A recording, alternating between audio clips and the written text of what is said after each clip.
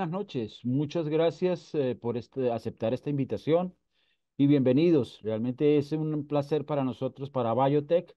Yo soy José Fernando Posada, gerente de Latinoamérica para Biotech y nuestro distribuidor en Perú, Taga Corporation, con Juan Carlos Galdós en la cabeza. Ha sido un placer y ha sido un placer poder estar y darle la bienvenida a este webinar de nuestro lente fáquico. Comenzamos la charla con el especialista beneficios y aspectos técnicos del eye trifáquico, nuestro especialista en Biotech de Colombia, la señora Zulma Hernández. Buenas noches. Muchas gracias eh, por la invitación y vamos a empezar rápidamente porque el tema es un poquito extenso, entonces para que nos rinda y podamos hacer preguntas y aprovechar el tiempo al máximo. Bueno, entonces eh, vamos a iniciar con una orientación básica hacia las evaluaciones preoperatorias y posoperatorias que necesitamos. Recordemos que necesitamos verificar el estado refractivo del paciente, que efectivamente son pacientes no aptos para cirugía láser refractiva, la microscopía especular, el recuento de células endoteliales, sobre todo verificar que el paciente no tenga distrofias corneales, biometría, los datos los sacamos de biometrías, queratometrías, la topografía, paquimetría. El blanco a blanco, vamos a revisar que tenemos opciones en nuestro calculador para poder hacer este tipo de mediciones. La presión intraocular, bastante importante, y revisar pues que el paciente no tenga retinopatías. En la refracción es muy importante en este tipo de pacientes que acomodan tanto y que son tan jóvenes que tomemos una refracción objetiva, subjetiva y bajo ciclo para verificar que no vayamos a hipercorregir al paciente. En cuanto a la profundidad de la cámara, es muy importante que esté por encima de 2.8 mínima. Y esto recordemos que es interna. Entonces, si la tenemos externa, como nos sucede con los topógrafos, debemos retirar o restar el valor de la paquimetría. De esta manera, pues vamos a tener una medida exacta. Podemos tomar también esas medidas de la ACD con otro tipo de equipos, como el OpScan, el Pentacam, el Sirius, el IOLMaster, el Lenstar, biómetros de cualquier tipo, preferiblemente que sean ópticos y lo mismo los topógrafos. Voy a mostrarles, vamos a tratar de correr este video lo más rápido que podamos. Entonces vamos a mostrar en nuestro calculador cómo diferimos de un lente a otro cuando yo tomo una ACD interna o cuando la tomo externa. Entonces, en este caso estamos ingresando los datos del paciente, vamos a ingresar queratometrías, refracción del paciente, el espesor de la córnea, el blanco a blanco no lo, perdón, la distancia al vértice no la vamos a modificar.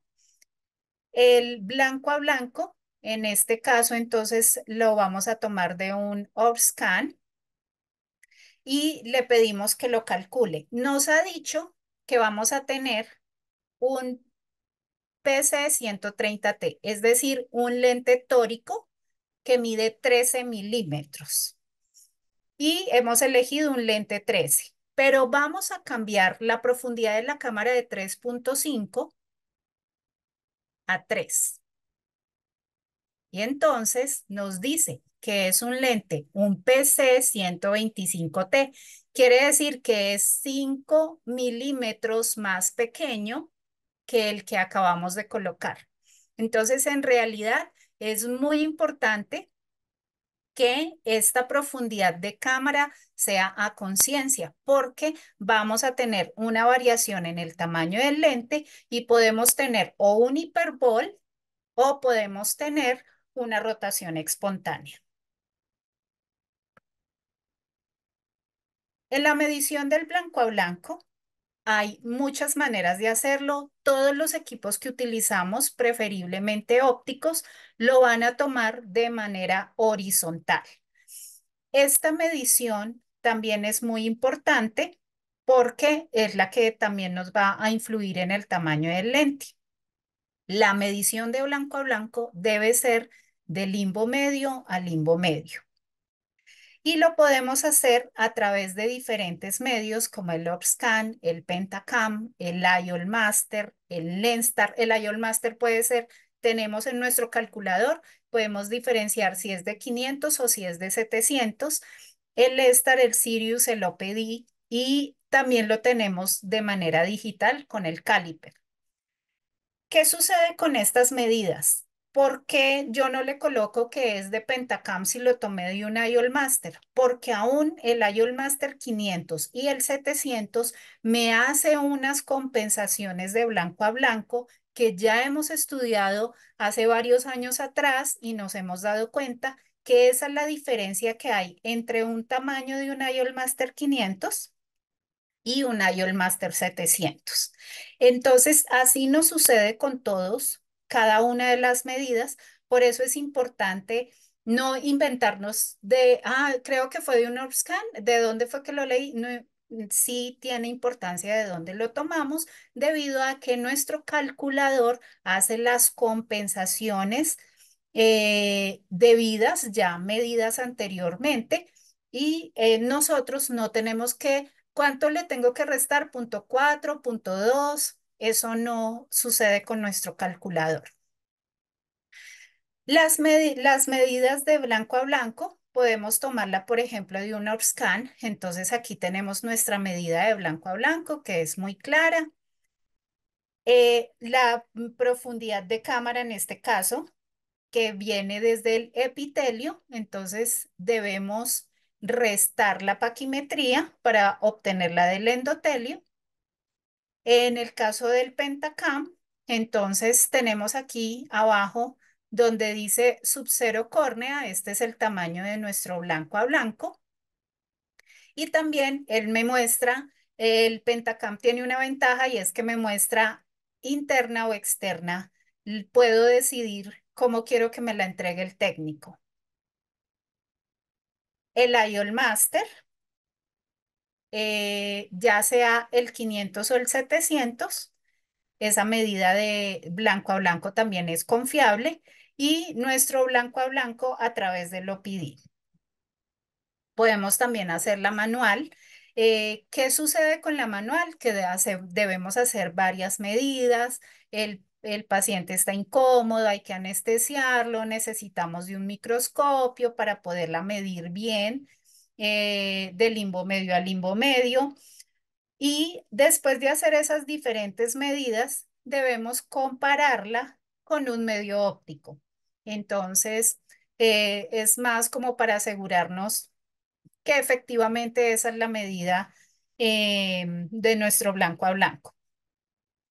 También existe un nomograma ya que me indica que según el blanco a blanco y la profundidad de la cámara, cuál debe ser el tamaño del lente que vamos a obtener, que nos va a lanzar el calculador. En cuanto a ventajas de diseño, entonces, nosotros tenemos un lente que tiene una óptica clara bastante grande. Entonces, el paciente, aun que tenga una pupila grande, no tiene problemas pues con este tipo de pupila. Además de eso, tenemos un pinhole central que mide 360 micras y tenemos además una zona de ápticas lo suficientemente fuertes y estables que proporciona un bol confiable y estable. Em, y tenemos una variación de espesor central del lente que varía desde 127 micras hasta 390 micras. Eso depende de el tamaño del lente, de el poder del lente. Entonces, en realidad, eso ya lo tenemos muy bien estudiado, la estabilidad del lente es muy alta y mientras nosotros tengamos una buena medida y cumplamos pues con las solicitudes del calculador en cuanto a la profundidad de la cámara interna, el blanco a blanco, no vamos a tener problemas con el volt. Bueno, estos agujeros, el lente tiene 5 agujeros, tiene 2 agujeros posicionales. Como podrán darse cuenta, está exactamente ubicados donde estarían los agujeros posicionales, donde terminarían las puntas de las ápticas de un lente de asas y donde cualquier lente de plato del mercado tendría sus agujeros posicionales. No hay que cambiar el chip, sigue siendo exactamente igual y ya vamos a ver más adelante que el montaje del lente también es muy similar al montaje del lente de un lente de plato para catarata. Tiene 3 agujeros centrales que nos ayudan a que fluya el humor acuoso con naturalidad y evite que necesitemos una iridectomía. Además, el tamaño de los agujeros no se va a obstruir con las partículas del epitelio y el pigmento que suelta nuestro iris en caso de que suceda. Otra ventaja que tenemos del diseño es el toro. El toro de nuestro lente va rotando. ¿Cómo así? Quiere decir que nosotros tenemos este toro, va a rotar a 0, a 30, a 60, a 90, a 120 y a 150 grados. La intención de esto es que siempre el lente va a estar horizontal. ¿Por qué? Porque la medida de blanco a blanco que tomamos fue horizontal, ¿cierto? Entonces debemos mantenerlo horizontal y máximo vamos a rotarlo 15 grados, ya sea en sentido o en contra de las manecillas del reloj. ¿Cómo así? Entonces, tengo un lente de toro 0. El toro viene acá. El lente no se mueve, pero el toro viene a 30 grados. El lente sigue horizontal, pero viene a 60 grados, a 90 grados, a 120 grados y a 150 grados. La intención de mantenerlo horizontal es que las 4 ápticas estén siempre en contacto con el sulco. Y eso da alta estabilidad a nuestro lente. Nosotros tenemos un calculador en línea que es www.biotechcalculators.com y ese calculador ya ha sido muy estudiado, muy trabajado y es bastante confiable. Entonces, él nos va a lanzar un mapa en donde nos va a indicar qué tamaño de lente tenemos, qué selección de lente hicimos, en este caso un 12.5 de un cilindro de 1.5 que está a 125 el eje. Eso quiere decir que me va a llegar un lente menos 12.5, cilindro 1.5 a 120 grados, pero yo necesito ubicarlo a 125. Entonces, me voy a fijar en este mapa donde él me está diciendo que debo rotarlo 5 grados en contra de las manecillas del reloj. Entonces, tengo mi lente de 120 grados, viene con su toro a 120 grados y yo, ¿qué voy a hacer? Entonces voy a marcar a mi paciente común y corriente, primero en la lámpara 0, 180 grados, después me voy a la camilla y marco el eje de corrección. Inserto el lente y me queda a 120 grados.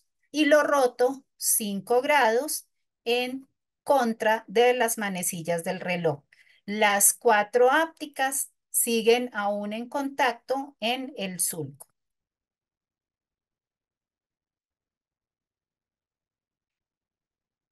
pueden suceder ciertas cositas en nuestro cargado del lente, en el montaje del lente y en la inserción del lente.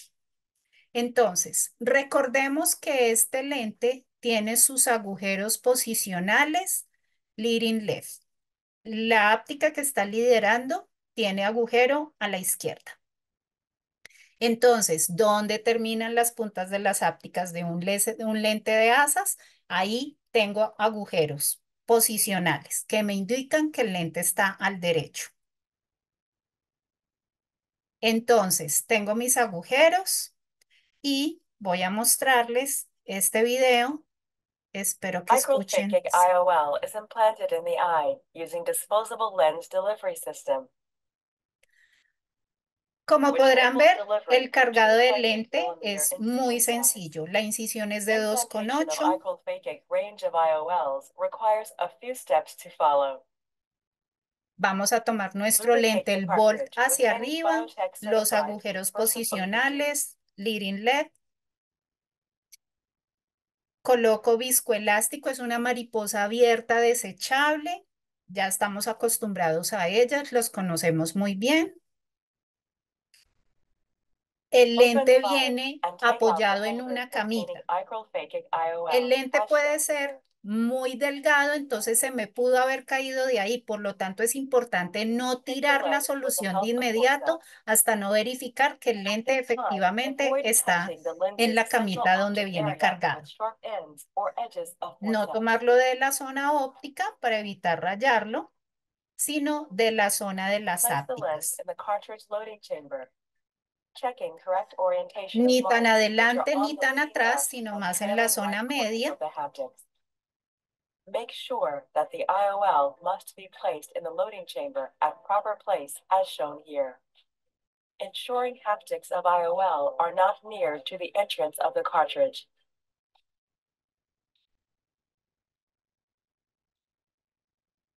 Y simplemente con las MacPherson abiertas voy a presionar el lente para que entre en los carriles de la mariposa. Y cierro. Attach the cartridge to the injector body. Él va a tomar esta posición. Dip the cartridge tip end in sterile Y saline lo fluid coloco for en the el lens to inyector. remain hydrated until the time of implantation. La manera de adelantar el lente es bombeando el lente. Es decir, lo empujo, lo suelto. Si el émbolo se regresa, no pasa nada. Aquí no es tan grave que se nos forme una burbuja a la hora de inyectar el lente. Entonces lo empujo, lo suelto. La idea es que este colchón de aire me vaya empujando el lente. ¿Por qué no lo avanzo de una vez como avanzaría cualquier otro lente? Porque el lente es tan delgado que cuando llega un émbolo y lo empieza a empujar hacia una zona más pequeña, me hace resistencia y el émbolo puede pasar por encima del lente. Entonces, por esa razón, lo empujo, lo empujo, lo empujo hasta que adelanto el lente. Primero, cargamos el lente antes de hacer las incisiones en el paciente. Y lo llevamos así bombeando. Esta es la manera correcta de evitar que el lente se me vaya a atrapar o me vaya a quedar debajo del émbolo. Igual es importante que lo montemos bajo el microscopio para verificar este tipo de accidentes que nos puede suceder.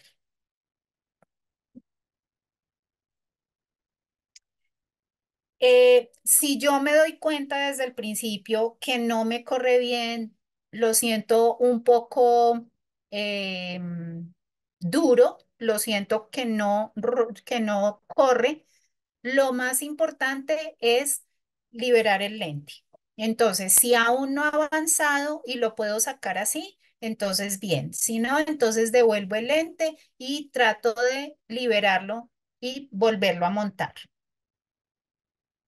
Aquí, por ejemplo, entonces vemos una áptica que se quedó atascada porque lo avanzamos de una. sin bombearlo. Entonces es importante bombear. Miren cómo se va arrugando las ápticas y el émbolo se ve cómo va pasando por encima del lente. Entonces llegamos ahí y nada que me lo libera. Por más de que empujamos, ya no tenemos más a dónde. Aquí la solución del médico fue alarlo, pero no, hemos descubierto a través de el tiempo que si se nos pasó el bombeo y lo adelantamos de una, o nuestra niña instrumentadora que nos estaba colaborando no recordó ese paso y esto sucedió, lo más sencillo es retraer muy despacio el émbolo para que me libere el lente y no se me vaya a romper el lente. Igual se me rompió un poquito una óptica, eh, se me alcanzó a pellizcar. Tenemos 3 ópticas más y la estabilidad del lente sigue siendo alta. Entonces, lo ideal es que no suceda, pero si no sucede, no quiere decir que perdimos pues el lente. Debe ser una mordida bastante grande para que pensemos que ya nuestro lente no sirve. Entonces, lo que normalmente hacemos es llevarlo bombeado, bombeado, bombeado, aún no solamente para avanzarlo y dejarlo en la punta de la boca de la mariposa, sino aún cuando lo estamos inyectando, bombearlo. Y muy importante, estamos bombeando y cuando sale la primera áptica, verificamos agujero posicional. Resulta que mi agujero posicional no está acá, no lo estoy viendo acá, sino lo estoy viendo acá. ¿Qué hago? Entonces, roto el inyector para pasar mi agujero de la derecha hacia la izquierda y poder terminar de inyectar el lente en cámara anterior. Ahí sí tomo mi rotador y lo paso al sulco. Este es un video perdón. Este es un video de cirugía real. Aquí no podemos ver el bombeo, pues porque no lo hacen bajo el microscopio, pero podemos ver el montaje en la mariposa, en donde este es un lente tórico. Miren que en este caso lo sacaron y el lente no estaba en la camita, venía suelto. Entonces lo toman una, con una microesponja y ya lo pueden manipular. El lente ya está, debe estar precargado en este momento. ¿Qué sucede? Que yo lo monté, se cayó la mariposa, se contaminó, no tengo otro inyector eh, y no tengo con qué montar el lente. Entonces, no pasó nada. Hacemos un evento adverso y no tengo que tratar al paciente porque no he hecho incisiones. Pero si yo hago incisiones y monto, primero que hacer incisiones, pues me lleva muy poco tiempo y cuando yo monto el lente, montar el lente requiere de tiempo, de paciencia, de precisión, de tranquilidad. Entonces, montar un lente de afán no lo debemos hacer. Por eso, lo primero que sugerimos es monte el lente primero. Miren qué fácil el montaje del lente. Y entonces, aquí es el momento de verificar dónde está mi agujero posicional. Entonces, aquí lo vemos y podemos seguir inyectando nuestro lente con toda calma en nuestra cámara anterior para después, ayudados de nuestro rotador, pasar el lente a el sulco y alinearlo con las marcas. En este caso, como vemos, es un lente tórico.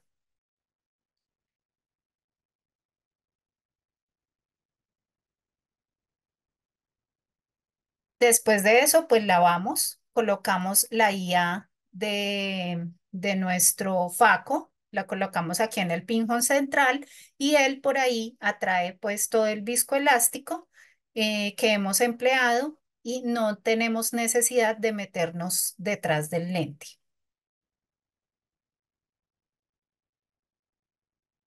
Y contraemos pupila. Es importante contraerla para verificar que el lente no está atrapando el iris o que no quedó descentrado, mal posicionado. ¿Qué sucede si mi pinhole central se cerró la pupila y mi pinhole central quedó obstruido? Debo reubicarlo porque si no se me va a subir la presión intraocular.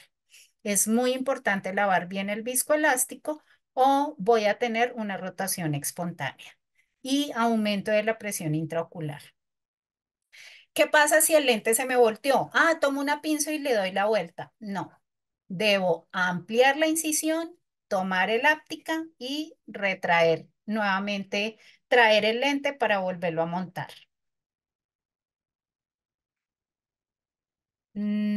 ¿Alguna pregunta? Creo que esta estaba mi Muy, presentación muy de... buena presentación, Zulma. Para más tarde vamos a tener las preguntas y respuestas. Ok, Hay un perfecto. montón, ¿sabes? Porque el video que has mostrado, el último, ya va a afinar las cosas que tenemos en comparación con otros lentes que hemos implantado. Así que te agradezco mucho por tu tiempo. Y bueno, doy pase a la presentación de Valentina Gracia, que ella va a dar la presentación de tips y cálculos con Eyekril Fakic. Bueno, yo les voy a hablar un poco de los tips de cálculo, a pesar de que ya Zulma, la verdad, en su presentación ha sido súper completa, pero bueno, yo les voy a explicar más o menos lo que yo hago. Y voy a hacerlo ejemplificándolo con este caso. Es un paciente masculino interesado en cirugía refractiva, es oficinista, trabaja en computadora y al examen físico no tengo ninguna alteración en ninguno de los dos ojos.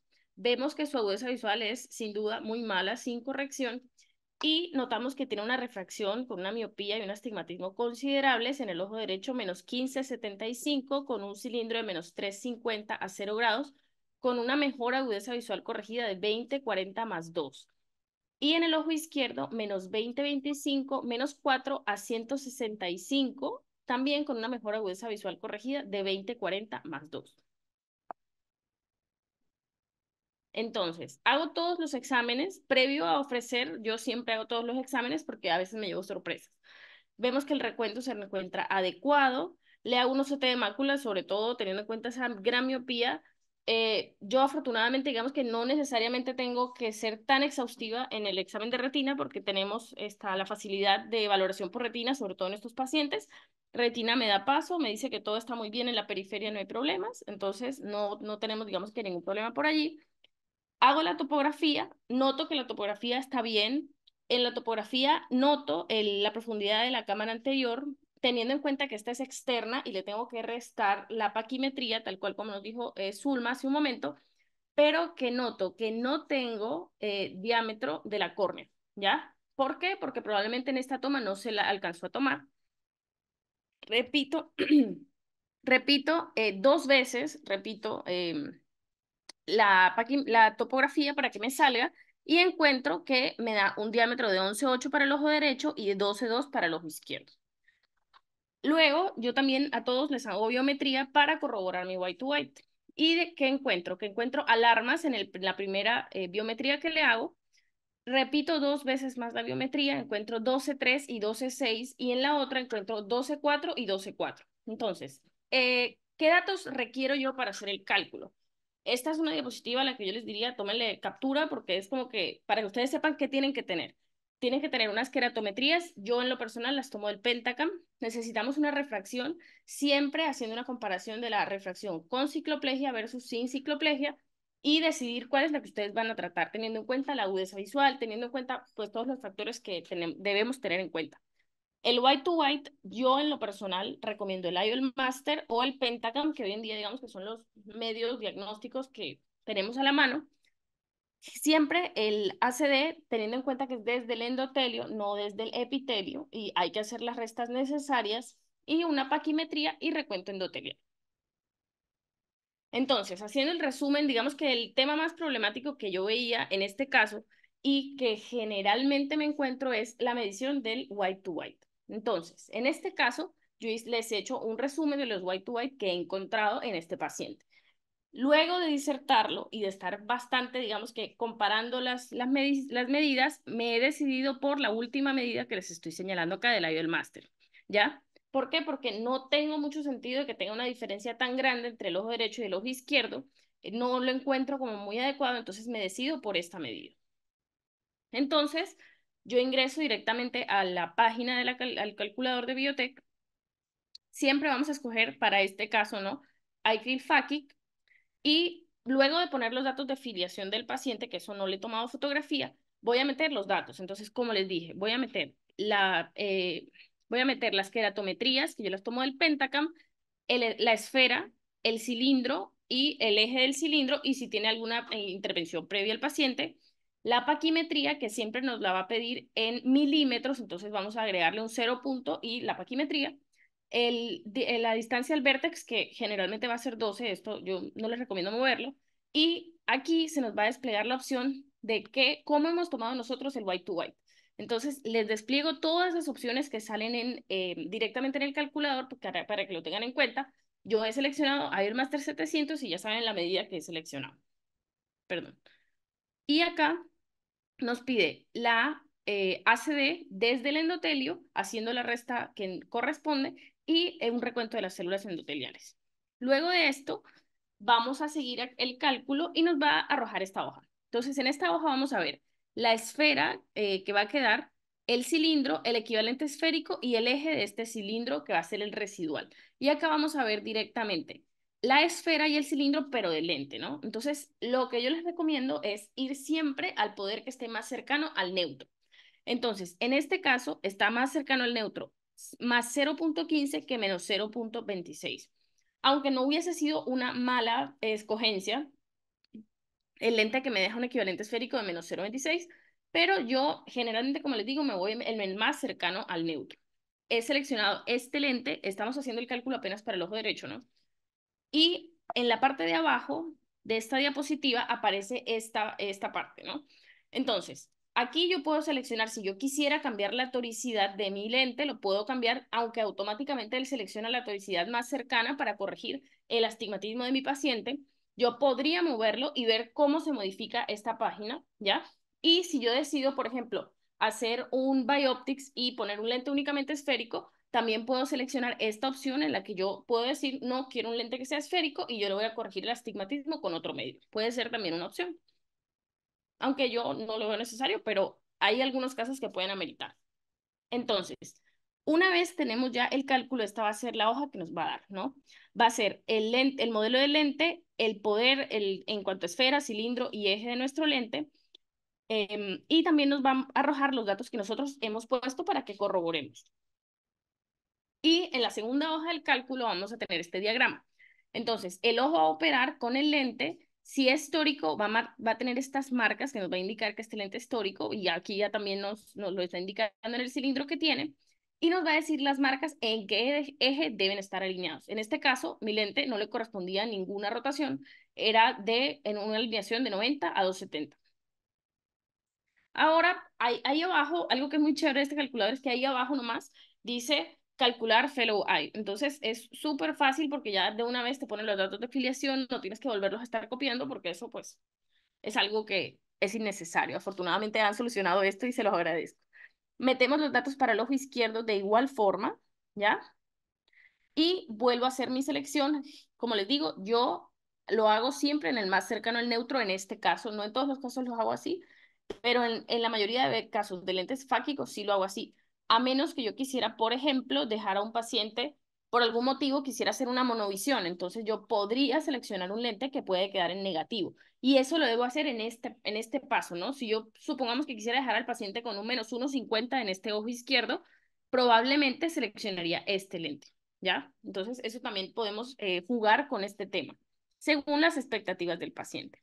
Seleccionamos de igual forma el cilindro, y si yo no quisiera el cilindro, pero como les dije, yo generalmente, si es un paciente que tiene un cilindro que amerita corrección, lo voy a tomar.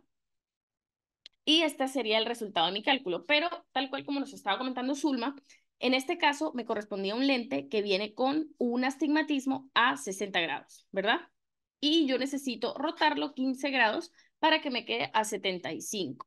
Entonces, la rotación que yo tengo realmente es mínima, pero yo me voy a enfocar en lo siguiente, en que mi marca tiene que estar en 75 grados. Entonces, yo me simplifico la vida y yo de una vez marco en donde tengo que dejar mi marca.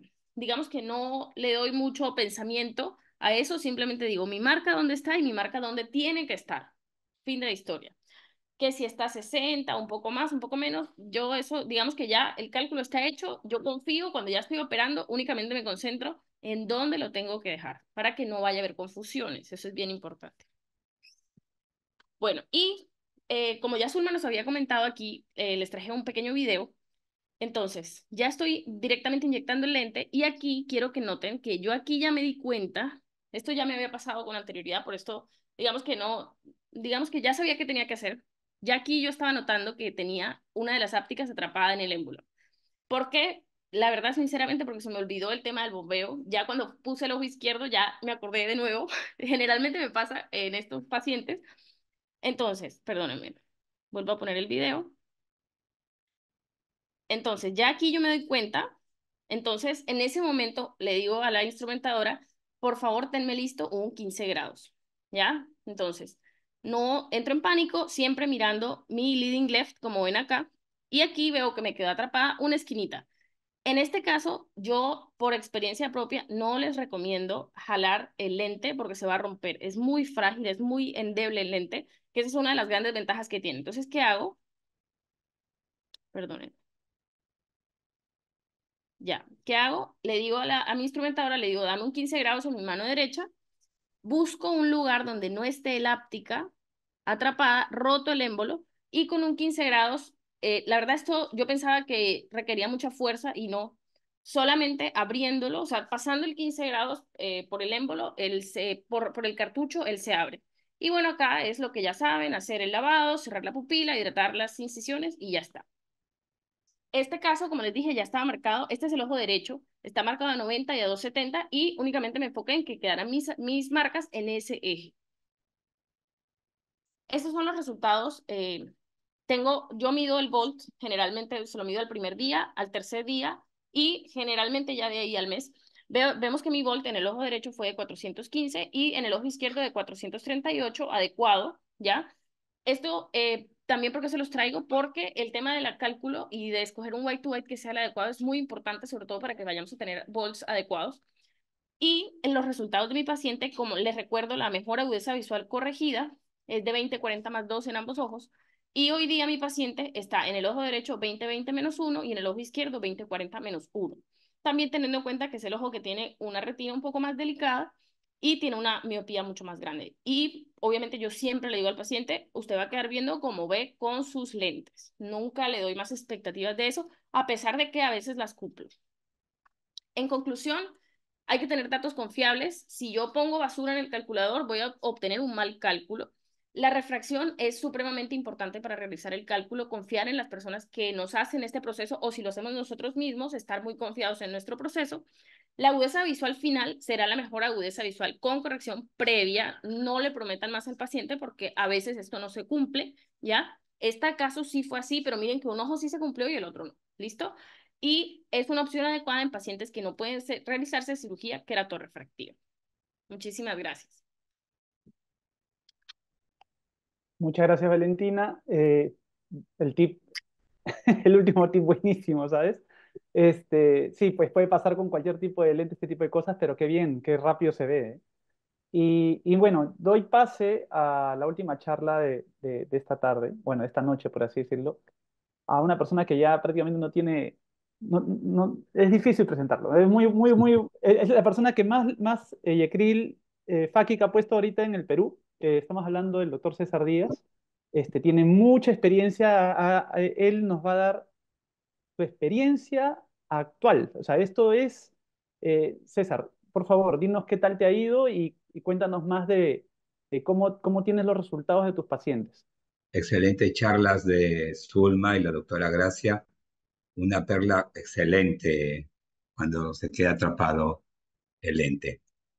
Bueno, justamente uno dice por qué uno es reacio al cambio cuando los resultados van bien, ¿no? Entonces hemos estado colocando los lentes fáquicos en ICL hace ya tiempito atrás. Entonces, en un momento determinado, dije, bueno, vamos viendo otras opciones. Y algo que verdaderamente a mí me gustó fue el lente, el krill, es que a mí no me gusta cargar los lentes intraoculares. Yo tengo mi asistente, mi instrumentista, y realmente ella lo carga todo. Y yo soy de los que me gustan utilizar los lentes precargados. Entonces, algo muy sencillo que vi al lente intraocular es el cargado. No era tan complicado, tan temático, tanto el cargado como el inyectado. Para mí eso fue algo un alivio total y la sencillez en cuanto a implantar el lente intraocular. Aparte, las incisiones de 2.8, acostumbrados en la cirugía de catarata de facomulsificación a hacer incisiones de 2.2. Entonces, cambiar a 3.2 como que a veces mientras más manipulamos, mientras más ampliamos, pues existen ciertas complicaciones, ¿no?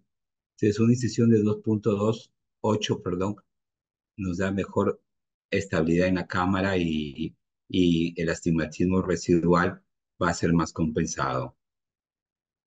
Entonces yo les voy a presentar cómo comenzó todo. En cierto momento que habían problemas para poder encontrar los lentes ICL. Entonces un grupo de pacientes que ya estaban ya programados para cirugía. Y le digo a Jorge, le digo, ¿y ahora qué hacemos? Y me dice, pues el lente Aitril es excelente. Le llamo a Juan Carlos y Juan Carlos le comento, le digo, Juan Carlos, necesita los lentes. Entonces hicimos todos los cálculos y comenzamos a colocar el lente intraocular. Entonces, este es mi primer caso. Es una paciente que tiene 20 años de edad, de sexo femenino, que usa correctores desde los 5 años de edad. Entonces viene porque, doctor, quiero dejar de usar los correctores, quiero la dependencia de mis lentes. Tenía un menos 11,50, menos 4, una agudeza visual de 20/40, córnea clara, cristalino claro, y presentaba degeneraciones de retina periféricas que antes pues le fotocoagulé a mí casi a todos los pacientes que son miopes altos y van a una cirugía, tanto el catarata me gusta fotocoagular bien la retina o el mayor especialista de retina con una buena presión intraocular. El ojo izquierdo ya lo había operado de cirugía refractiva, que tenía una miopía mucho menor, una miopía que se podía corregir con una cirugía refractiva. Eh, Hicimos todos los exámenes preoperatorios, pues todo lo que manda los protocolos de los lentes fáquicos, en este caso una microscopía con un buen contenido endotelial y con buen estado de las células endoteliales y hacemos topografía corneal. En la topografía corneal, como le explicaba Zulma y la doctora Gracia, valoramos todos los puntos más importantes para el cálculo de un lente fáquico, que es el Y2Y, y es netamente la profundidad de cámara, ¿no? Que aquí en el Galilei lo demuestra como en el ACD, pues que es un valor que hay que restarlo, el espesor total, para que salga el valor que es del endotelio hacia el cristalino. También contamos con VM y comenzamos a hacer el VM. Entonces igual tenemos acá que salían con el VM un Wall prácticamente o un ACD de 2.87 y a mí también me gusta hacerle todos los exámenes con una biometría porque yo utilizo un calculador y manejo todo lo que es un sistema netamente de Verium para lo que es la planificación y el correcto lineado digital de los ejes en el caso de pacientes que necesitan lentes intraoculares. Hacemos el VM, hacemos el cálculo de surco a surco, ¿sí? Y mandamos todo a planificación y sale un lente intraocular, ¿sí? El paciente tenía netamente como una esfera de 1550 a 350, ¿sí? Y el eje sale a 79. Entonces planificamos para la cirugía el modelo del lente y es un PC 125T y la correcta alineación es a 79 grados. Igual, miren, yo también le hice el planificador con el Largos, que es el Berio, para ver si me coincidían. Y si usted se da cuenta en el planificador de Largos, aquí me arroja a 76. Prácticamente, o sea, prácticamente lo que me coincide con 79 grados, que es el planificador de el lente intraocular. Entonces me respeto a lo que dice el planificador a 79 grados. Aquí comienza la cirugía. Este es mi primer caso con lente CRIP. Entonces, yo no cargo los lentes intraoculares. Eso fue una ventaja porque antes, pues, había que venir un soporte técnico de que capaciten a las licenciadas. Entonces, las licenciadas ya no tenían un poquito de experiencia, vieron cómo era el cargado y hacemos la incisión de 2.8. Vamos a cargar el lente y lo que hacemos primero es desplazamos el lente hasta llegar un poco a la punta del inyector y de ahí retrocedemos el émbolo. Posteriormente, inyectamos el lente. Yo utilizo un manipulador que era justamente de los lentes Artiflex que yo usaba anteriormente.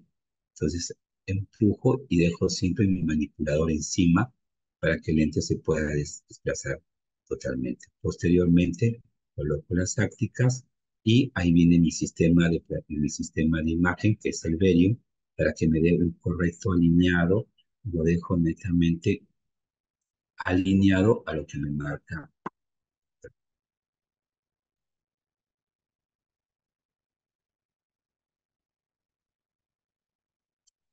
marca el astigmatismo que verdaderamente requiere netamente el paciente. Entonces, si ustedes se dan cuenta, queda alineado.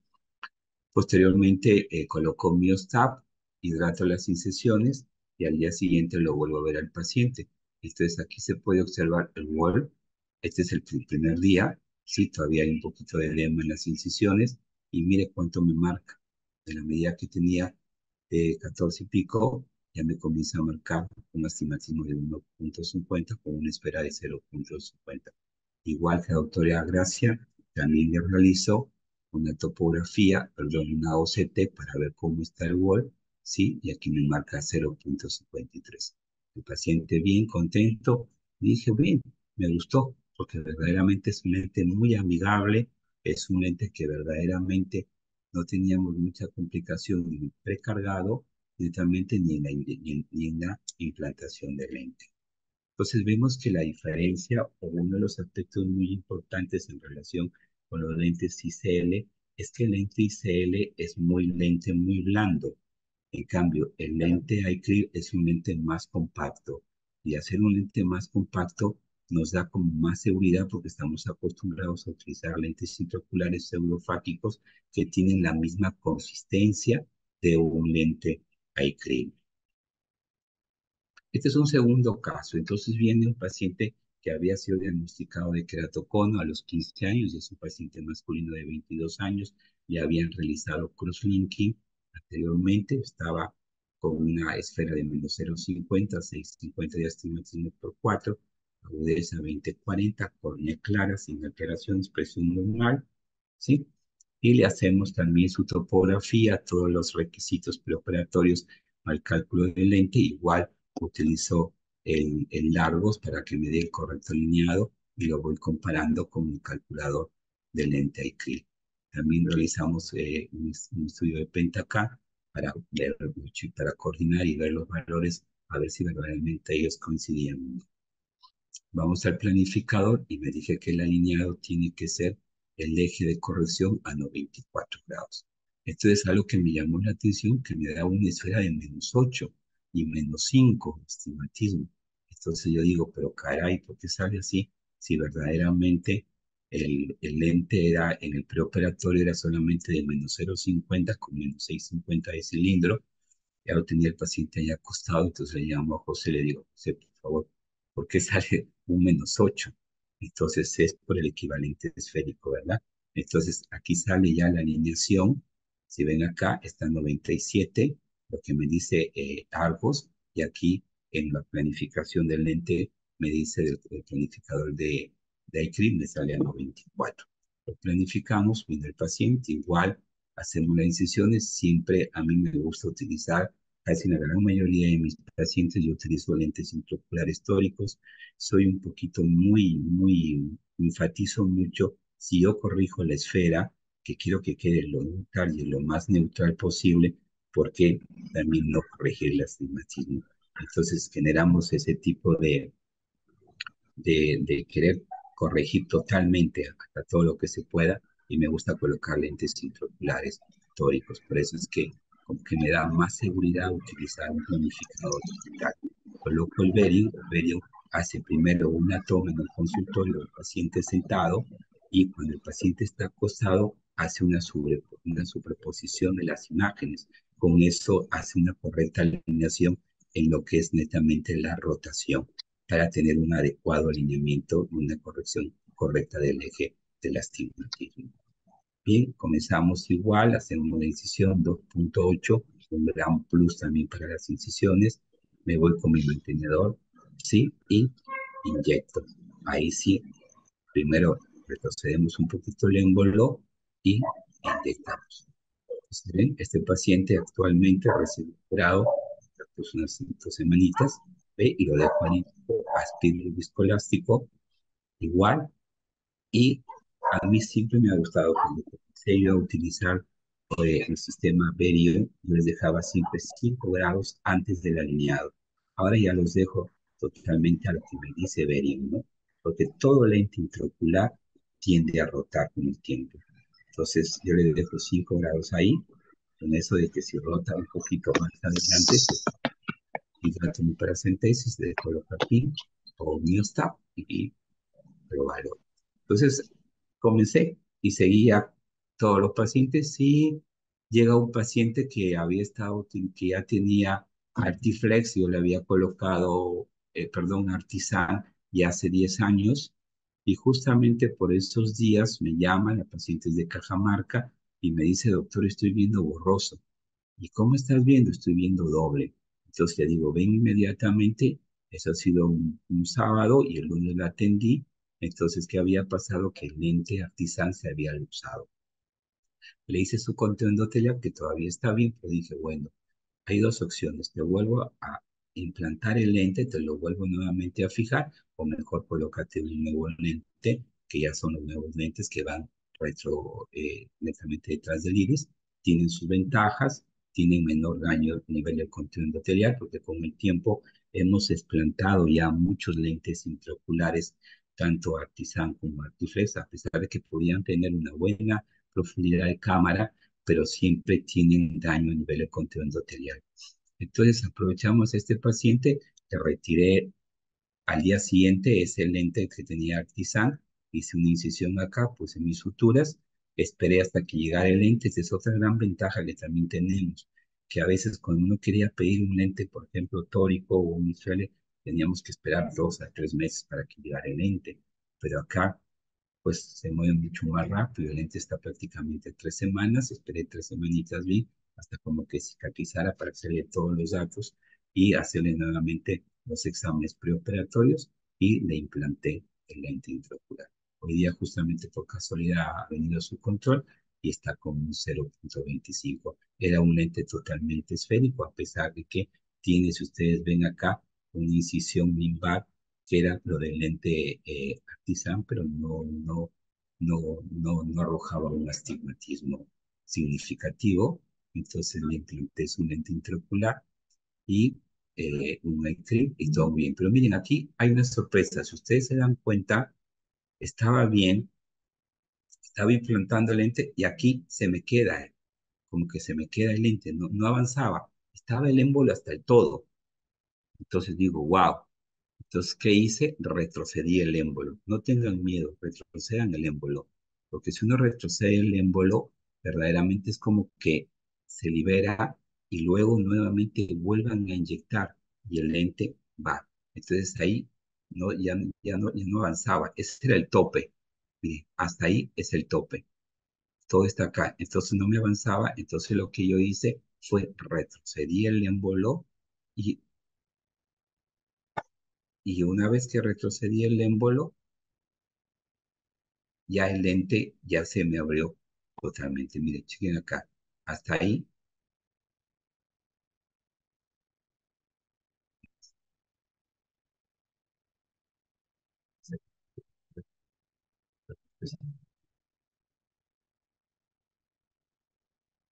Entonces no tengan ningún tipo de temor cuando verdaderamente no se queda atrapado. Lo importante es retroceder el émbolo, porque a veces uno en su desesperación, como dice María Gracia, como dice Gracia, es muy cierto, quiere, no sabe qué hacer o tiene desesperación y quiere inyectar el lente. Entonces retroceden el émbolo y una vez que ustedes retroceden el émbolo, vuelven nuevamente a inyectar y el lente se abre magníficamente. Pero así, en esta curva que hemos comenzado a utilizar los lentes, también hemos tenido pues algunos otros factores. Entonces, a ver, este es verdad. No, se quedó.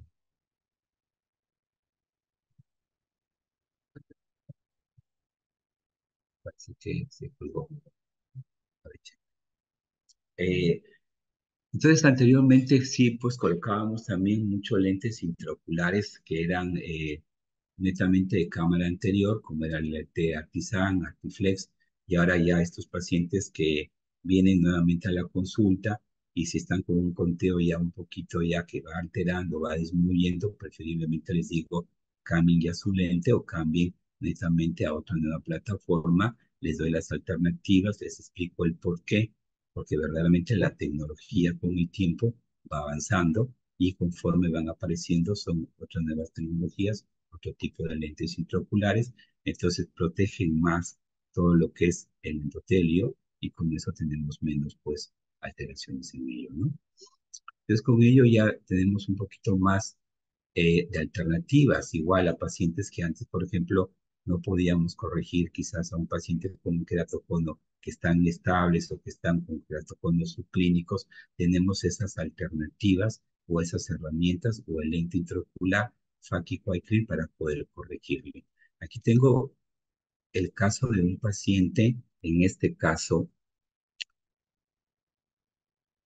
ya, ahí está, igual, aquí sí, por ejemplo, mire cómo aquí, ¿qué pasó? La licenciada me ayuda a empujar el lente, pero si ustedes se dan cuenta, sigo inyectando y mire, y me queda el lente. Mire lo amigable que es el lente. Con un empujoncito y el lente entró. Pero mire, lo único que hice levantar y el lente, es decir, es totalmente amigable hasta para manipular el lente y para vertir el lente. Es decir, que antes era bueno, había que retirar el lente, había que todo. En cambio, con un lente, mire, ve, lo empujé, se me quedó atascado el lente y lo único que hice estaba divertido el lente, ve, lo levanté y ya está.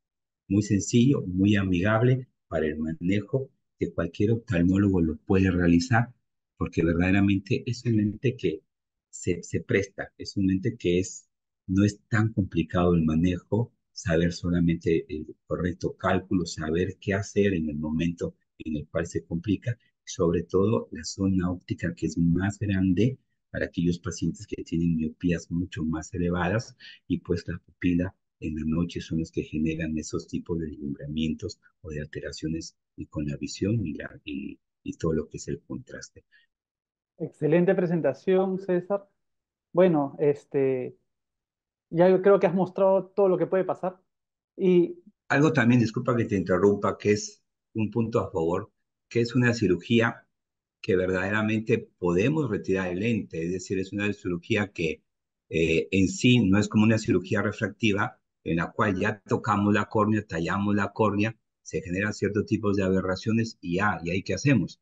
En cambio, colocar un lente intraocular fáquico es una cirugía que nos hace que pueda ser reversible, es decir, en ese momento le podemos sacar el lente, explicar al paciente, mire, pasó esto o hay esta condición, entonces nos da esa seguridad que podemos retirar el lente intraocular, ¿no? Entonces no modificamos nada, no alteramos nada, verdaderamente, y eso nos da, es un plus más para ir pensando en esta tecnología. Genial, César. Mira, tengo dos últimas preguntas. Primero vamos a responder la de Wilson Pérez Prado, que dice, ¿qué ventajas ofrece sobre un lente fáquico de cámara anterior? César, tú que has implantado bastantes lentes de cámara anterior. Yo te voy a decir que cada vez que ahora veo ya un paciente con un lente fáquico o un artisán, un artiflex, a mí me gusta mucho colocar los lentes, me gustaba, ¿para qué? Poner los lentes artiflex, porque mientras menos incisión hacemos, es mejor. Entonces entraba igual por una incisión 3.2 y era muy fácil de anclarlo, el artiflex, pero verdaderamente cada vez que yo veo ya un paciente con un lente artiflex, yo digo, ¿cómo estará ese control endotelial? Porque lo cito cada 8 meses, cada 10 meses. Entonces, no sé si ustedes se acuerdan los lentes caché de Alcon que salieron un tiempito. Igual, a ver, implanté un buen determinado número y los veo cada vez su conteo endotelial, su conteo endotelial. Y cuando ya veo que ese conteo ya comienza a bajar así de una manera que ve que ya es una córnea que se va a una córnea que se va alterando, entonces yo sí le explico al paciente, es mejor ya explantar. Y si tenemos una tecnología que es mejor, que ese contenido endotelial va a sufrir menos daño, ¿por qué no usar un lente netamente y un lente pues retropupilar, ¿no? Que un lente de cámara anterior que a lo largo, con el tiempo, ese contenido endotelial siempre se va a sentir afectado. Genial, muchas gracias. Y la última pregunta, ya para culminar, que estamos un poquito pasados de tiempo, ¿qué complicaciones se esperan de este tipo de lentes? ¿Cataratas? A ver quién le responde. Este, Bueno, principalmente lo que yo esperaría, digamos que esperaría que sí se va a reducir los años en los que va a aparecer la catarata. Ya digamos que hay varios estudios que nos hablan de eso, pero también la SIC también ha demostrado que disminuye los años en los que aparece la catarata, entonces como que de pronto ahí la ventaja no sería tal, ¿no? Entonces sí, digamos que lo esperaría, pero lo espero pues en muchos años, no recientemente. Y si por A o B, perdón, se presenta pues la catarata, tenemos la opción, retiramos el lente, igual por una incisión que va a ser una incisión de 2.8, la retiramos, explantamos el lente y colocamos un lente pues pseudofáquico o un lente posterior y pues está bien, porque al final sigue siendo todavía reversible, ¿no? A que de repente la córnea se te descompense, tengas que colocarle después anillos o tengas que hacer un trasplante, entonces ya cambia y la calidad de visión nunca va a ser la misma. Eso es muy cierto, en realidad es totalmente reversible. Y además los estudios mencionan de que la catarata que se forma por un lente fáquico de cámara posterior son cataratas subcapsulares posteriores que no avanzan drásticamente ni tampoco bajan líneas de visión drásticamente. O sea, el paciente puede tener una... Y muchas veces es por trauma propio de la cirugía en sí, no por el roce del lente, porque en realidad tiene un material muy, muy liso. El material de estos lentes pues es completamente un lente hidrofílico muy, muy biocompatible con el cuerpo, ¿no? Así que, Zulma, ¿tú tienes algo más que decirnos acerca de la última pregunta?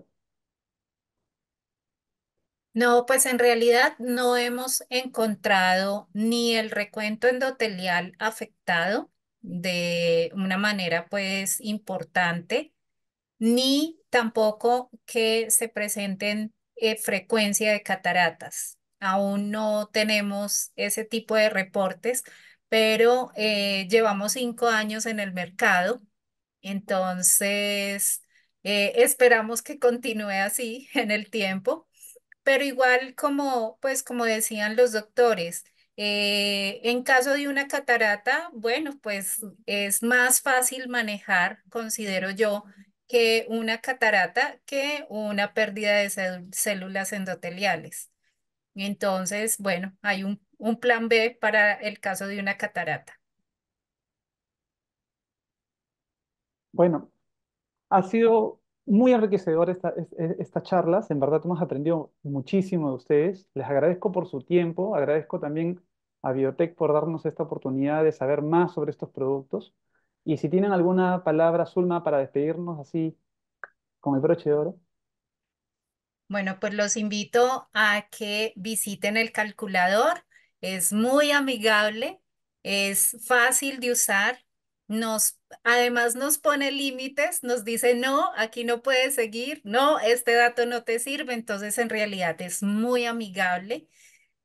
También los invito a que visiten nuestra página de Biotech Healthcare, en donde van a encontrar todos nuestros productos, estudios, publicaciones, videos y también hay acceso para pacientes. Entonces, si ustedes necesitan orientar a un paciente, hay una sección de pacientes en nuestra página.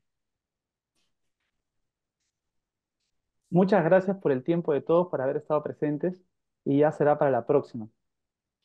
Muchas gracias a ustedes. Muchísimas Gracias a Gracias ustedes. a todos. Gracias a todos, doctores. Gracias. Muchas gracias, realmente. Gracias. Feliz Gracias, noche para pasen todos. bien, buenas noches, gracias a todos.